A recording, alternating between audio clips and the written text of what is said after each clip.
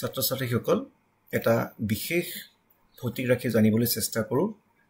বিদ্যুৎ প্ৰবাহৰ ঘনত্ব বা জে ভেক্টৰ যদি আমি তাঁৰডাল এনেকৈ চুঙাকৃতিৰ ভাবিবলৈ যাওঁ এই তাঁৰডালৰ মাজেৰে যদি প্ৰবাহ আই গৈ আছে আৰু ইয়াৰ প্ৰস্থচ্ছেদ কালি এ হয় তেতিয়াহ'লে এই আই আৰু এৰ যিটো অনুপাত ইয়াক আমি প্ৰবাহৰ ঘনত্ব বুলি জানো পৰিবাহী তাঁৰ এটাত আধান প্ৰবাহিত হ'লে প্ৰতি একক ক্ষেত্ৰফলত প্ৰবাহিত হোৱা বিদ্যুৎ প্ৰবাহৰ পৰিমাণক ইয়াৰ বিদ্যুৎ প্ৰবাহৰ ঘনত্ব বোলে এটা কথা মন কৰিবা যে এটা ভেক্টৰ ৰাশি আৰু ইয়াৰ এছআই একক হৈছে এম্পিয়াৰ পাৰ স্কুৱেৰ মিটাৰ ভেক্টৰ ৰাশি কিয় কাৰণ জে ইকুৱেল টু আই বাই এ আইটো কিন্তু ভেক্টৰ নহয় সি স্কেলাৰ আকৌ এ যিটো কালিটো এইটো আকৌ ভেক্টৰ তো এই যিটো